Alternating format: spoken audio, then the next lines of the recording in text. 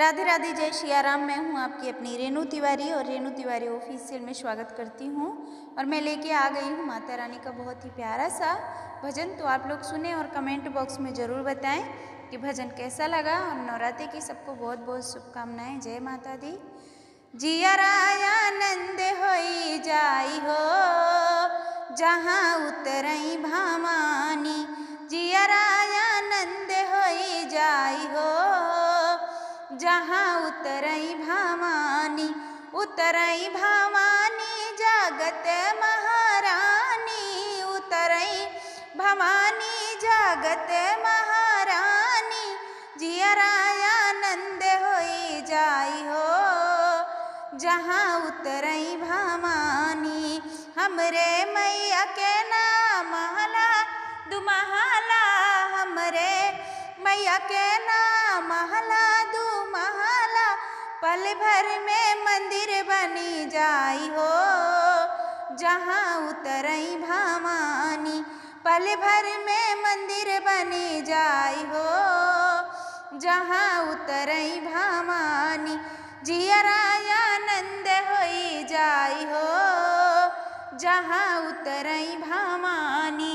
उतरई भामानी जगत महारानी, उतरई भामानी जगत महारानी। जियराया आनंद होई जाई हो जहाँ उतरई भामानी।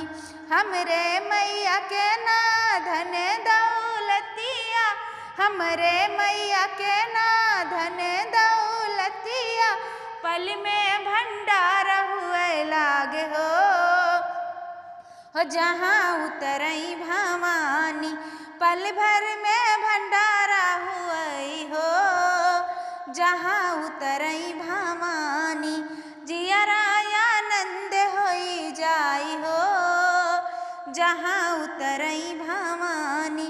उतरई भामानी जगत महारानी, उतरई भवानी जगत महारानी।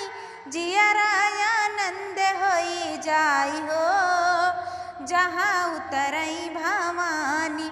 हमरे मैया के ना छुरी ना काटी, हमरे मैया के ना छुरी कटारी। दुष्टों का करई संहार हो जहाँ उतरई भामानी। दुष्ट कई करई संहार हो जहाँ उतरई भामानी। जियरा मगन होई जाई हो जहाँ उतरई भामानी। जियराया आनंद होई जाई हो जहाँ उतरई भामानी।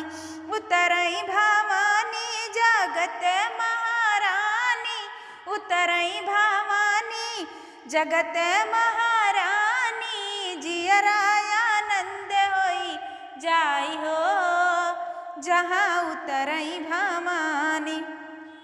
हमरे मैया के ना लड़का यो बच्चा, हमरे मैया के ना लड़का यो बच्चा।